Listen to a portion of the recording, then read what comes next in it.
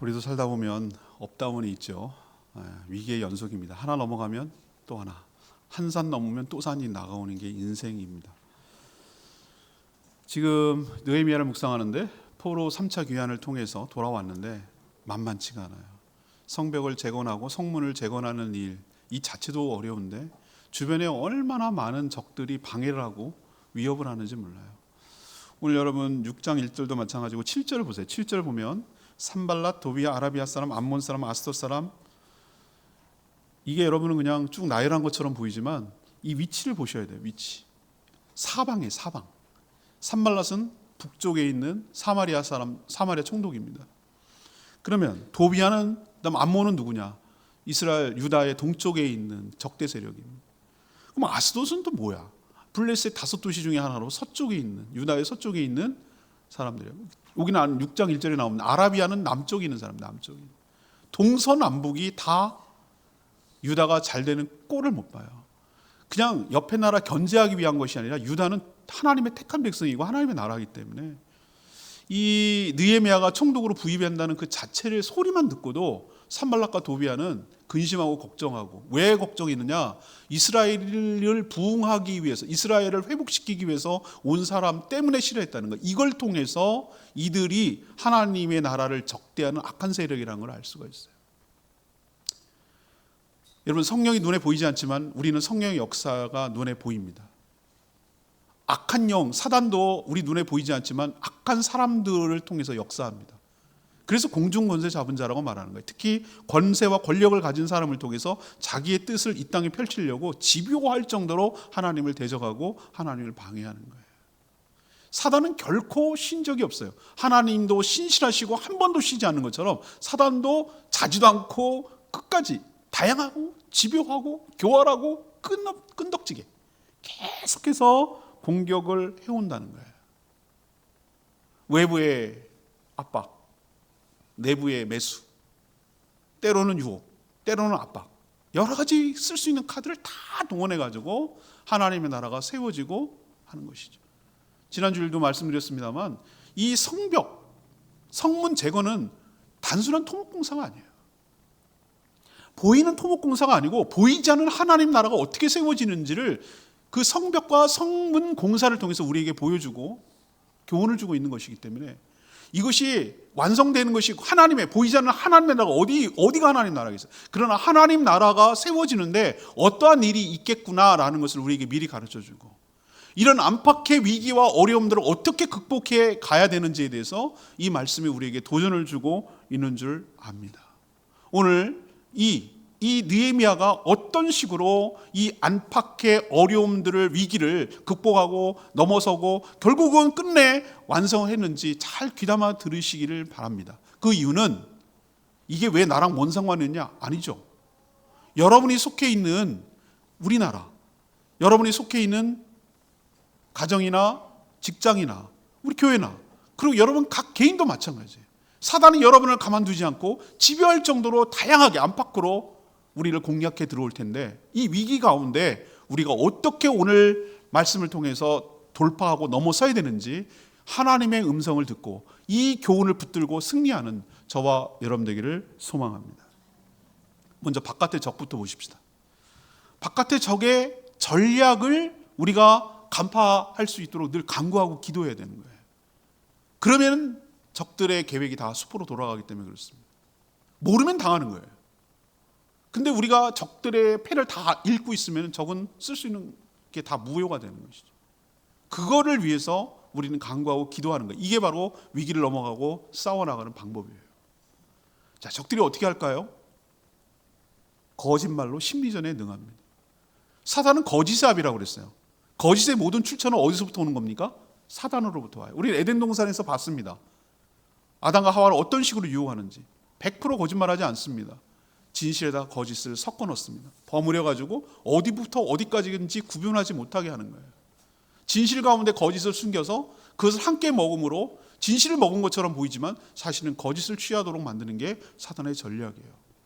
모든 사단의 수하들은 이런 식의 전략을 써요. 진실과 거짓을 섞습니다.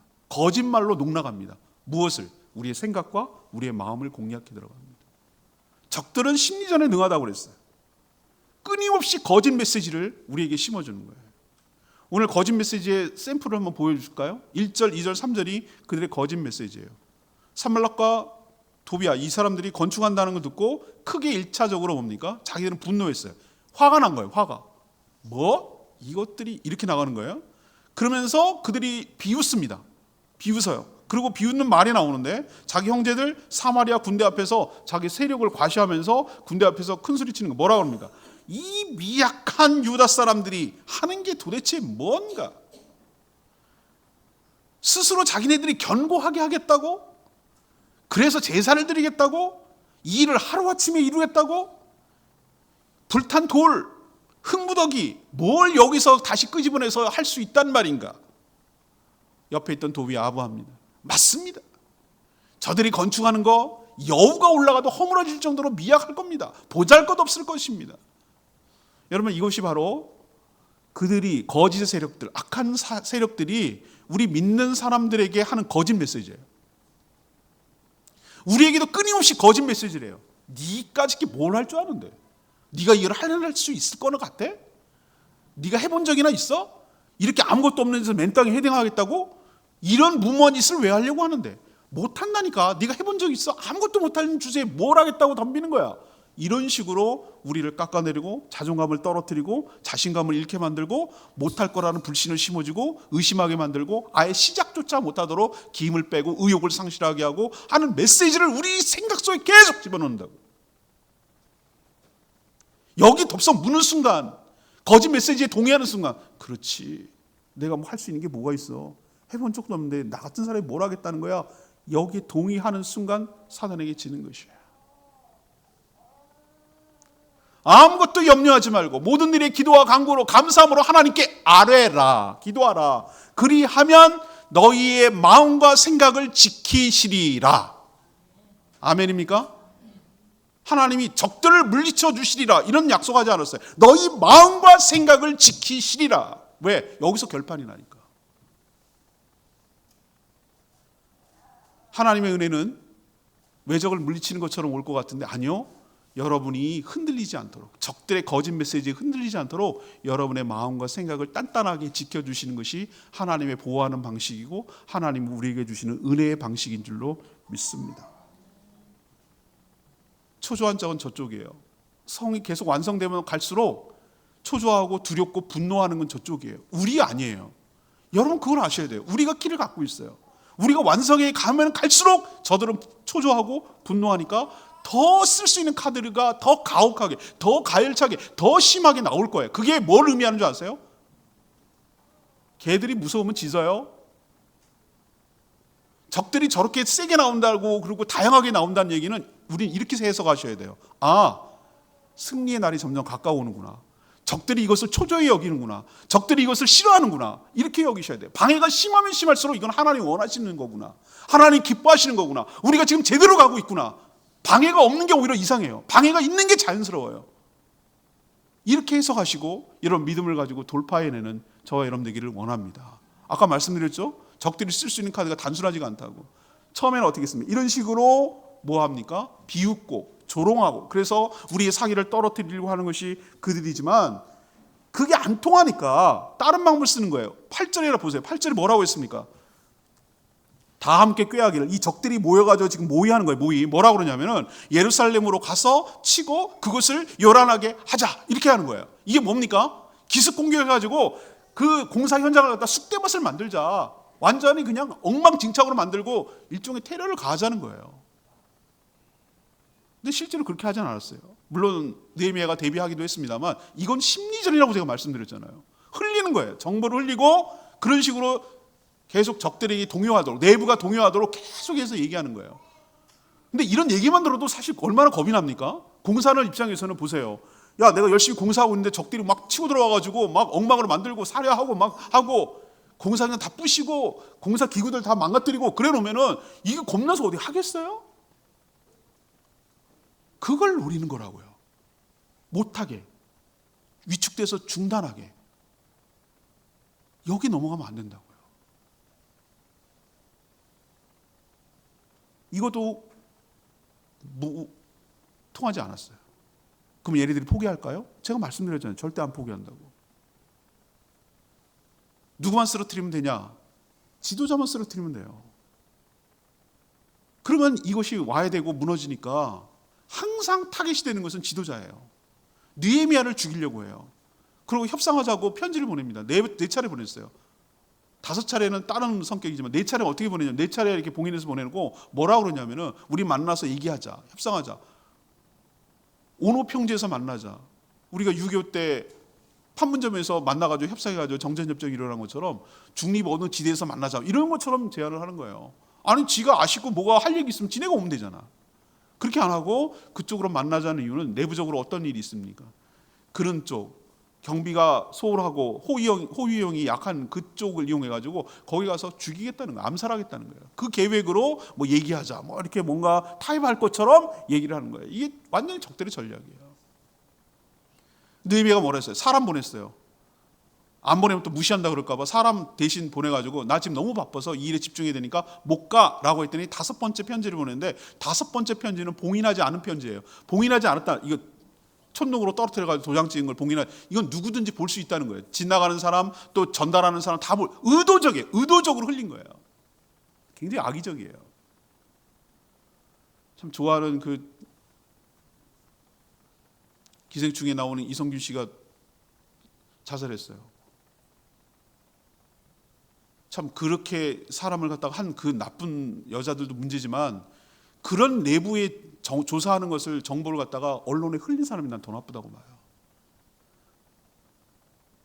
그 연예인들은 그런 소문만 나도 치명적이잖아요. 진위 여부가 떠나가지고 그런 식으로 이렇게 프레임이 씌워지면은 자기 활동 못 하잖아요. 광고 다 잘리고 다 위약금 물어야 되고 난리 나니까 그걸 못 견디고 결국은 자살하고 말았어요. 그 나쁜 사람들, 그 내부의 정보를 해가지고 기사거리를 내도록 가십거리를 내도록 팔아먹은 사람들. 5번째 편지는 뭐라고 내용이 들어있으냐면 이런 거예요. 야 소문에 듣자하니 소문 아니 지네가 만들어놓은 거예요. 다 지어서 한 얘기인데 듣자하니 네가 이렇게 성읍을 짓고 성벽을 하고 성문 걸어고 다 완성한 다음에 네가 왕 되려고 그러던다고 그러던데 바사왕 아닥사스다 왕 배신하고 음모를 한다고 그러던데 반란을 일으키려고 준비하는 소문이 있어. 와서 우리랑 얘기하자. 이거예요. 이게 뭡니까? 거짓말이죠.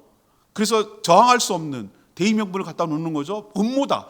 음모지요. 근데 반역을 하려고 하는 것이다. 반란을 일으키려고 하는 것이다. 이 어마어마한 얘기를 갖다가 소문을 쫙 퍼뜨리는 거예요.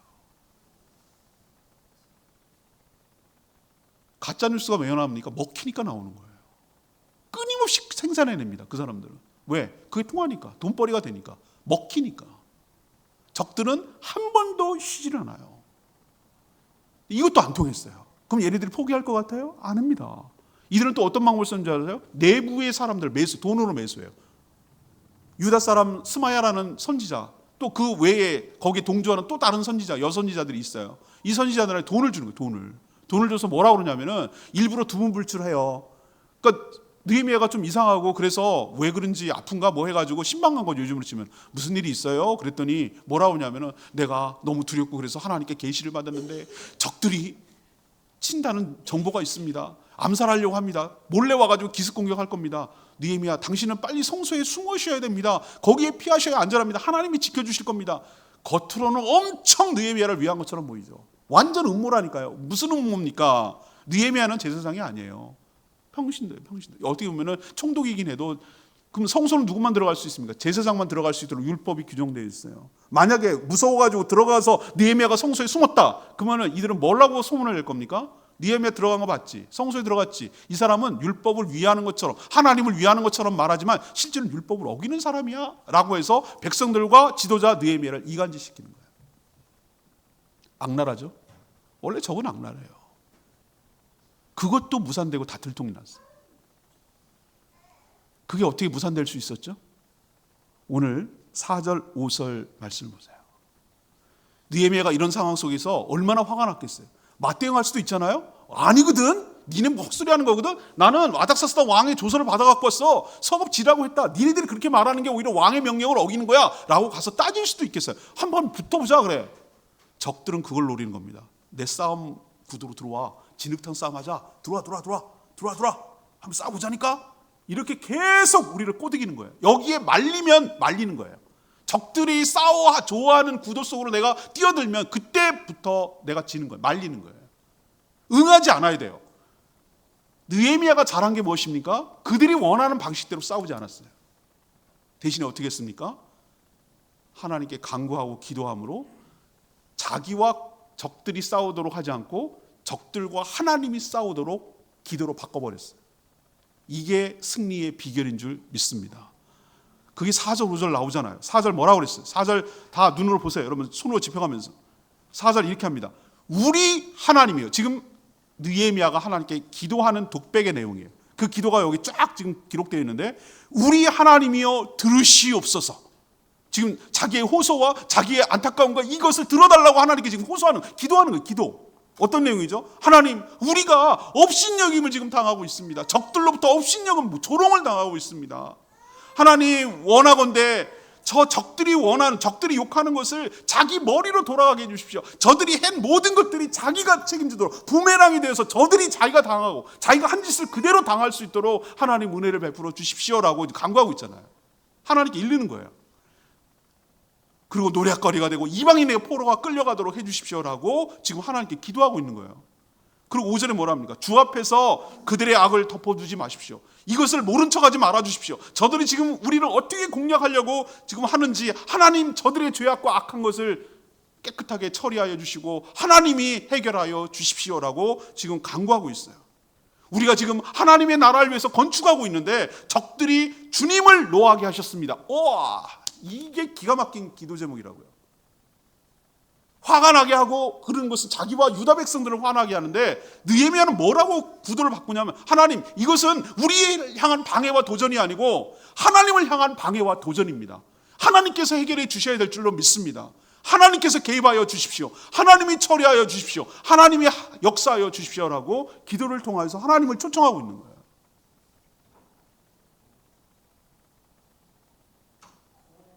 어떤 사람들은 기도한다고 되겠어? 굉장히 기도 응답을 경험해보지 못한 사람들은 기도 무용론을 얘기해요. 그냥 되는 대로 되는 거지, 포기해요. 기도한다고 해서 불신이죠. 기도한 대로 되는지 여러분 보여줄게요. 15절 보세요. 우리의 대적이 우리가 그들의 의도를 눈치챘다함을 들으니라. 적들이 우리가 적들의 카드를 다 읽고 있다는 걸 눈치챘어요. 안 통한다는 걸 안 거예요. 하나 이 카드 쓰고 써봤는데 안 돼. 이 카드 써봤는데 안 돼. 이 카드 써봤는데 안 돼. 안 된다는 걸 자기가 깨달은 거예요. 그거 어떻게 알았지? 어떻게 알기는? 그 뒤엔 말이 나오잖아요. 하나님이 그들의 꾀를 패하셨으므로. 아멘이에요? 누가요? 하나님이.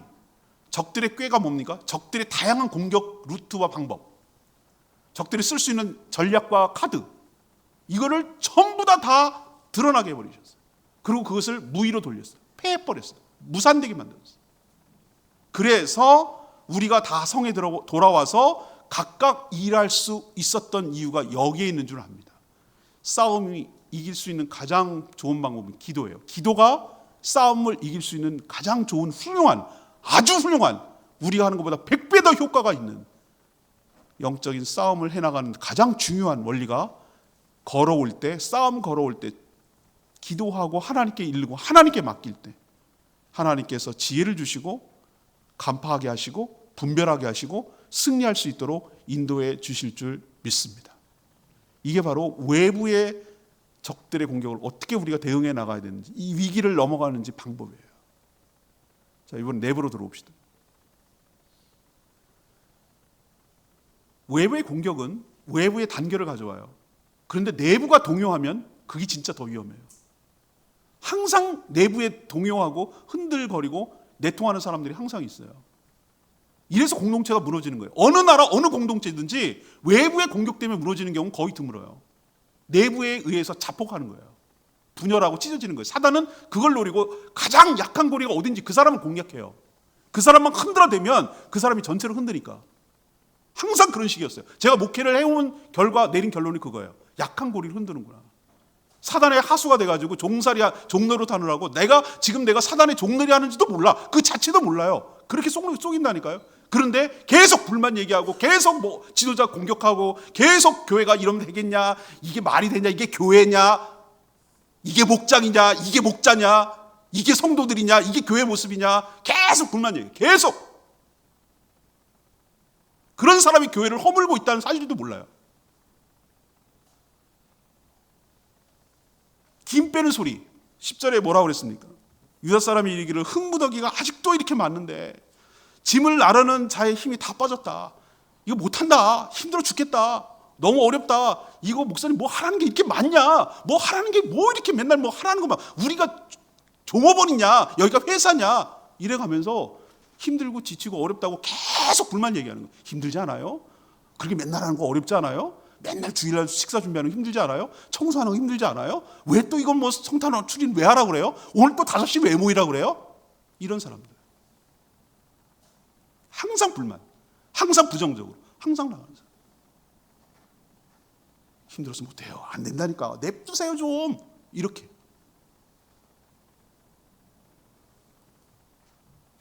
이거는 내부에 얼마나 뭐라 그럴까, 그 힘을 축소시키고 약화시키고 김 빼고 못하게 만드는 내부의 중요한 사단의 전략이에요.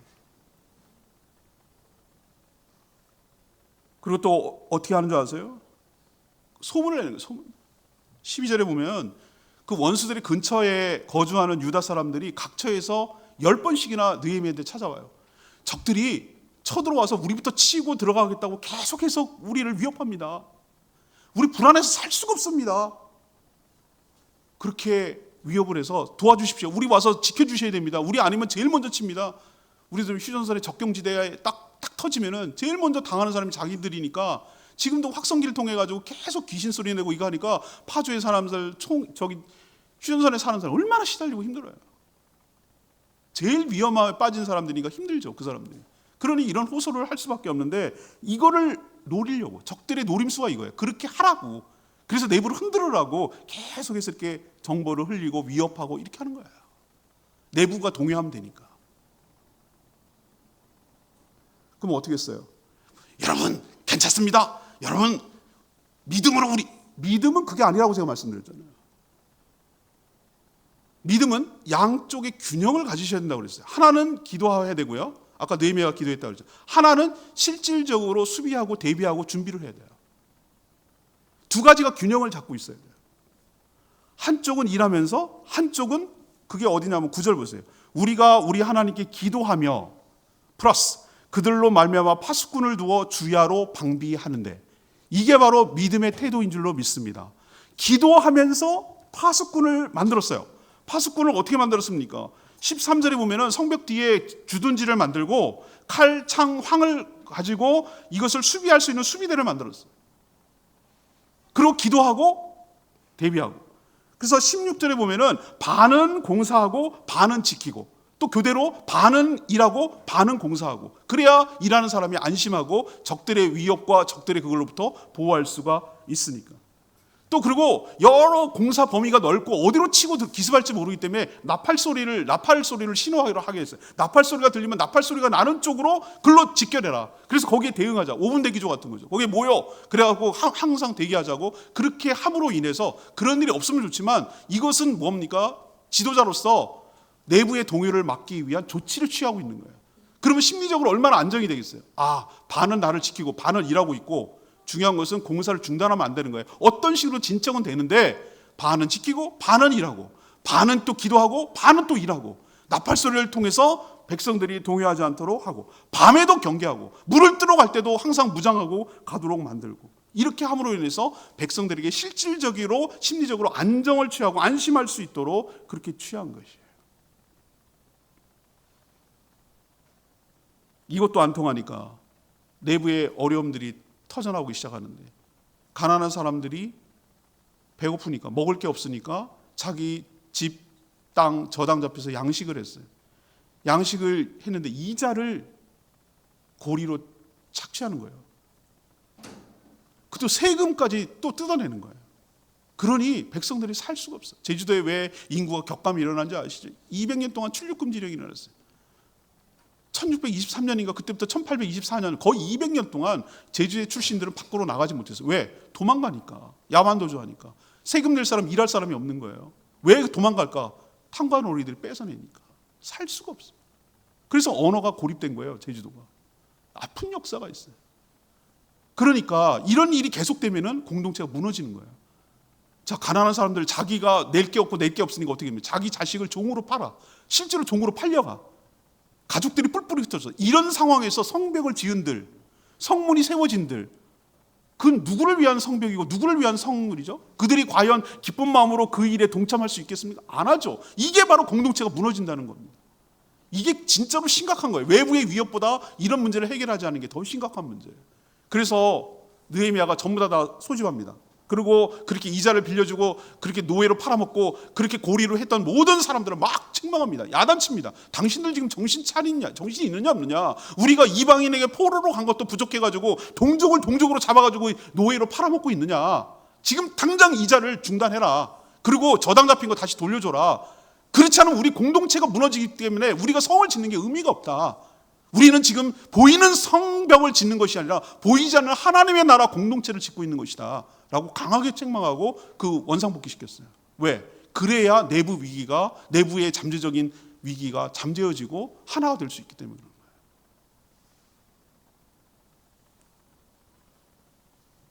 그럼 느헤미야는 너만 그렇게 하고 너는요 이렇게 말할 수 있잖아요. 느헤미야가 12년 동안 유다 총독으로 근무하고 있었는데 한 번도 월급을 받지 않았어요. 받을 수 있는 권리가 있었어요. 그리고 오히려 인부들, 그 공사하는 사람들, 함께 하는 사람들 150명이었는데 자기가 사비로 식사를 제공하고 격려했어요. 하루에 소 1마리, 살찐양 6마리, 닭도 잡고 열흘에 한 번씩 포도주도 제공하고 이런 식으로 힘을 냈어요. 우리 일하는 사람들도 먹고 힘을 얻어야 용기를 내고 하잖아요. 배고프면 못 하잖아요. 그런 것처럼 계속해서 격려하고 솔선수범하고 그렇게 했어요. 왜 그렇게 했습니까? 내부를 잠잠하게 하려고? 아니요. 제가 왜 그랬는지 5장 19절 말씀에서 힌트를 얻었어요. 5장 19절에 뭐라고 하냐면 내 하나님이여 내가 이 백성을 위해서 행한 모든 것을 기억하사 내게 은혜를 베푸시옵소서. 그렇게 했던 이유는 딱 하나예요. 하나님 의식해서 그런 거예요.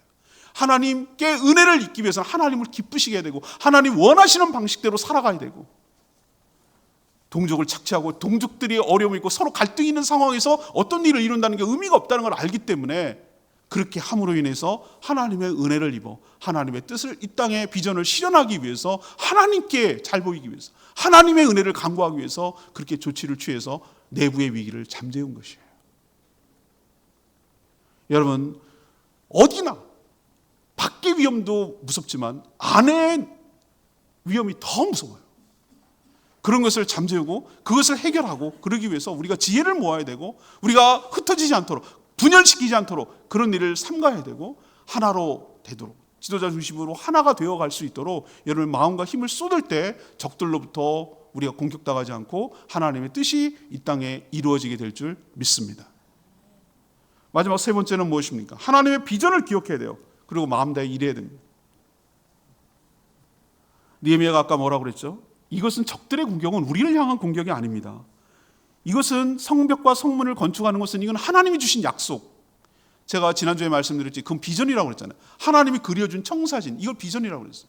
이 비전을 이루시기 위해서 하나님이 주신 것이고 이것을 비전을 주셨다는 것은 이것은 이루기 위한 하나님의 약속이고 그래서 아닥사스다 왕으로부터 목재와 석재 여러 가지 건축 자료를 받은 것이고 통과할 수 있도록 해주신 거 모든 배려를 해준 거 나를 총독으로 보낸 것도 이건 하나님께서 선한 손길이 우리를 돕고 있다는 증거다라고 말씀드렸잖아요. 하나님의 은혜는 이렇게 온다고.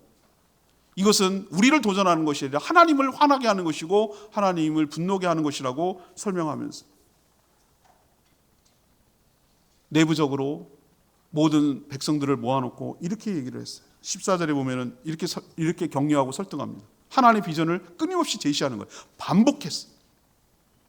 우리는 기억에서 자꾸 사라지기 때문에 우리가 광고할 때 아니 우리 교회가 가정교회 하는 거 모르나요? 그런데도 불구하고 왜 고정 광고를 넣어가지고 가정교회 세대 축과 세축 내기둥이 뭡니까 하면 끊임없이 머릿속에 집어넣는 이유가 뭐예요? 우리가 어느 방향으로 목회를 하고 어느 방향으로 교회가 나갑니다라는 것을 끊임없이 모든 성도들이 공유해야 되기 때문에 지도자는 뭘 하는가? 끊임없이 우리가 하는 것에 대한 의미를 살릴 수 있도록 끊임없이 설득하고 끊임없이 알리는 일을 끊임없이 하는 거예요. 그게 14절의 모습이에요. 내가 돌아본 후에 일어나서 귀족들과 민장과 남은 백성에게 말하기를 여러분은 그들을 두려워하지 마시오. 오히려 지극히 크시고 두려우신 주님을 기억하십시오 라고 얘기한 거예요. 적들이 쓰는 카드를 두려워하지 마십시오. 오히려 주님을 기억하십시오. 주님을 기억하라는 얘기가 뭡니까? 주님이 하신 비전, 주님이 주신 비전, 주님이 약속하신 약속을 기억하십시오.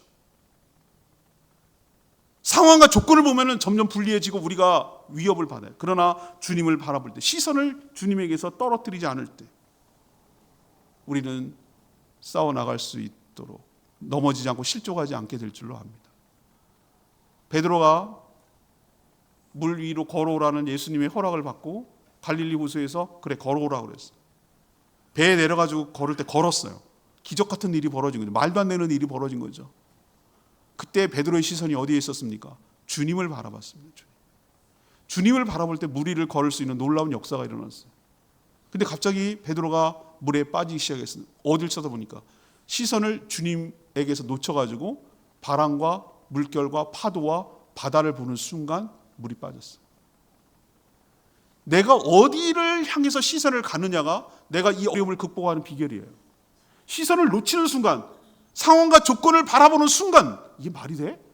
저렇게 위협을 하고 저렇게 어려움인데 내가 말이 되겠어? 라고 하는 순간 우리 물에 빠지는 거예요. 시선을 항상 어디에 고정해야 되는가? 하나님이 주신 비전, 하나님이 주신 약속, 하나님께서 우리를 지켜주실 거라는 신뢰, 이것을 바라볼 때 우리가 실족하지 않고 통과하고 이겨나갈 수 있게 될 줄 믿습니다. 그리고 우리가 목숨 걸고 지켜야 되고 이것을 해야 되는 이유가 뭐예요? 그 뒤에 나오잖아요. 너희 형제와 자녀와 아내와 집을 위하여 싸우라. 우리가 싸워야 되고 이 어려움을, 이 두려움을 극복해야 될 이유가 여기 있는 거예요. 지켜야 될 것이 있으니까. 여러분, 전쟁이 무슨 서바이벌 게임입니까? 목숨이 죽고 내가 죽는데 그게 전쟁이 장난이냐고요. 얼마나 군인들도 남자들은 뭐 안 두려운가요? 다 두렵죠. 총알이 막 날라오고 포탄 떨어지는데 그게 안 두려울 사람이 세상에 어디 있겠어요. 근데 왜 용기를 냅니까? 왜 싸우고 나갑니까? 내가 지켜야 될 게 있거든. 내가 사랑하는 사람들이 있거든. 후방에 남겨진 내가 사랑하는 사람들, 내 가족들, 내 부모님들, 내 자녀들, 내 처자들, 그리고 나의 사랑하는 친구들이 있단 말이에요. 그들을 지키기 위해서 누군가는 이 외적을 싸워야 돼요. 맥없이 당할 수는 없으니까 내가 지켜야 될 것이 있는 사람은 용기를 내요.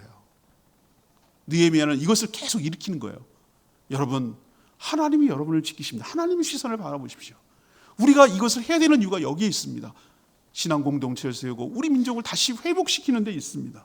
여러분, 힘을 내서 하십시다 라고 격려했어요. 우리가 믿음을 가지고 용기를 가지고 싸워나가면 20절에 뭐라고 그랬어요? 20절 끝에 보면 뭐랬어요? 우리 하나님이 우리를 위하여 뭐하느니라? 싸우시느니라. 끊임없이 비전을 제시하고 끊임없이 계속 용기와 힘을 불어넣어 주니까 6절의 결과가 나온 거예요. 6절에 어떻게 했습니까? 6절, 이에 우리가 성을 건축해서 전부가 연결됐다고 그랬어요. 전부 연결되고 높이가 어디까지 왔다고요? 절반까지 왔어요. 일단 연결이 돼요. 성은 중요한 게 연결되는 거거든요. 빈틈없이 연결되고 이제 공사가 절반까지 왔어요. 그 이유가 뭐라고 그랬습니까? 이는 백성이 마음 들여 일을 하였음이라. 여러분, 아멘입니까? 백성들이 마음이 하나가 돼서 여기에 올인하고 여기에 몰두하고 여기에 힘을 다 합쳐서 함께 했기 때문에 이게 가능했다고 얘기하는 거예요. 근데 그 밑바탕에는 뭐가 있는 거예요? 느헤미야의 리더십, 하나님의 비전, 하나님의 약속, 시선을 하나님께 하고 우리가 지켜야 될 것을 끊임없이 얘기하며 하나님 우리를 지켜주실 것을 끊임없이 반복적으로 제시하고 하니까 그 마음을 일으키는 거예요. 그리고 마음을 다하는 거예요. 거기에 마음에 올인해서 이것이 이렇게 완성되어 나가는 거예요. 힘들다고 적들의 위협 앞에 중단하거나 포기하면 적들이 승리해, 윈. 그러나 하나님의 약속과 보호를 믿고 우리가 끝까지 돌파하고 끝까지 완성해내면 적들이 지는 거예요. 이런 식으로 갔더니 52일 만에, 말도 안 돼요. 150년 동안 방치된 그 황폐화된 곳이 52일 만에, 그것도 인구 조사를 해보니까 5만 정도, 종들까지 합쳐봐야 한 5만밖에 안 돼요. 우리 요즘 아라동, 연동 요 주민밖에 안 돼요. 요 숫자 가지고 이 엄청난 토목공사를 52일 만에 했다는 그 자체가 사람이 한 게 아니에요. 하나님이 개입하시고 하나님이 은혜를 주시고 하나님이 주신 기적인 줄로 압니다. 누가 놀랐을까요? 일단 유다 백성들이 놀랐어요. 이게 되는구나. 이게 말이 돼? 이런 방해를 뚫고 이게 됐다고? 유다 백성들이 너무 놀라고 기뻐하고 버리는데 진짜 놀란 사람 따로 있어요. 적들입니다. 적들이 설마 저것들이 설마 하겠어? 뭐 저거 하겠다고 했는데 진짜로 이루어지는 걸 보고 낙담하고 망연자실하고 멘붕이 온 거예요. 적들이 이길 수 있는 방법이 뭡니까? 우리가 끝내 성취하면 그렇게 괴롭히고 하던 것들이 이제는 소용이 없거든. 방해할 이유가 없어졌거든. 완성됐거든요. 높이 독수리같이 올라가면 독수리를 괴롭히던 여러 가지 것들은 다 떨어져 나갑니다. 산소가 부족해서. 우리가 치고 올라가고 돌파하고 계속 기도하며 돌파하고 기도하며 건축하고 기도하며 싸워나가고 수많은 방해에도 불구하고 계속 전진해 나가는 거예요.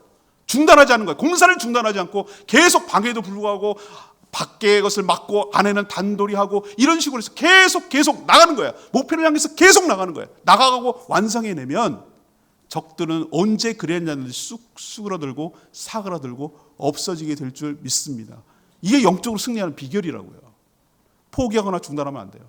어려움이 있더라도 끝까지 가야 돼요. 끝까지 가야 돼요. 오늘 여러분 말씀을 정리하면서 세 가지를 말씀드리고 싶어요. 우리가 살아가는데 느헤미야가 처한 상황과 다를까요? 우리도 만만치 않다고 생각해요. 안팎으로 어려움이 있어요.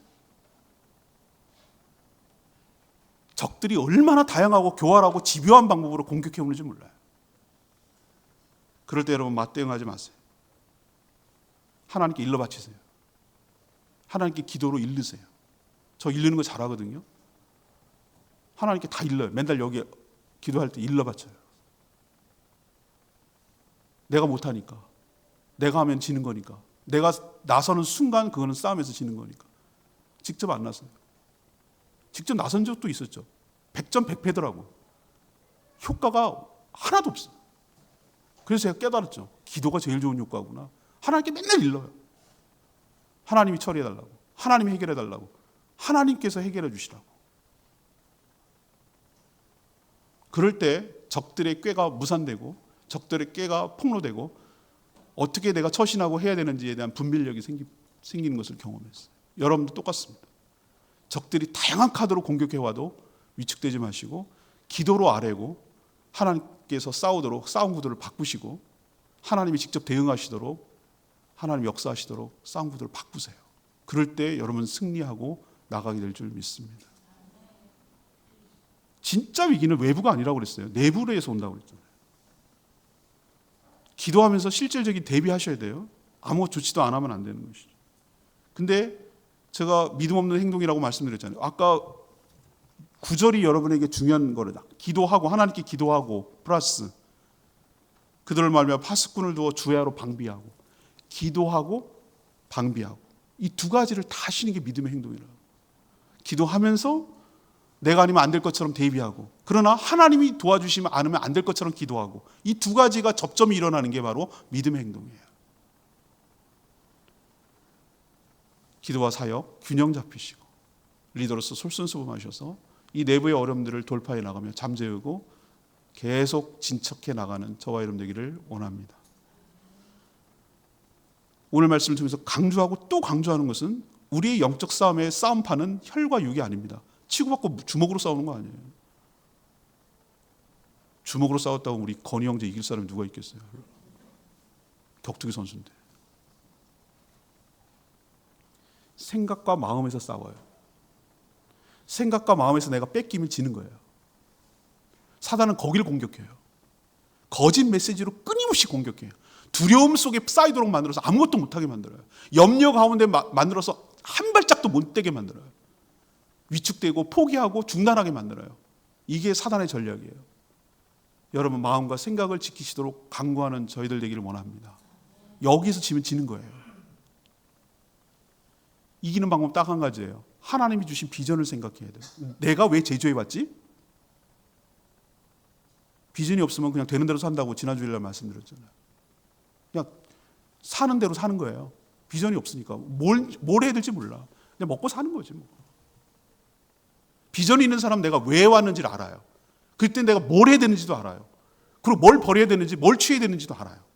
헷갈리지 않아요. 선택할 때 너무 쉬워요. 분명해지고.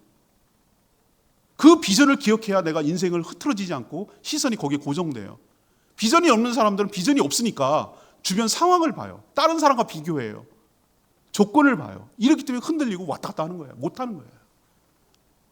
비전을 보지 않고 하나님의 약속을 바라보지 않고 시선이 놓치는 순간 우리 물에 빠져요. 끊임없이 기억을 해야 되고 약속을 신뢰해야 되고 그 어려운 가운데도 끊임없이 한 발 한 발 한 발 전진해서 돌을 쌓아가야 돼요. 성을 쌓아야 돼요. 완성되는 그 순간 원수들은 다 떨어져 나가게 될 줄로 믿고 원수가 졌음을, 원수가 실패했음을, 원수가 패배했음을 우리는 선언하며 승리의 찬가를 하나님과 함께 누리며 울리게 될 줄 믿습니다. 이게 영적 싸움 이기는 방법이에요. 위기를 넘어서는 방법이에요. 여러분의 닥쳐온 여러 가지 위기들 이 말씀을 부여잡고 다 승리하고 돌파해 나가고 이겨내는 저와 여러분 되기를 소망합니다. 오늘 말씀 붙들고 기도하기 전에 찬송가 352장 부르고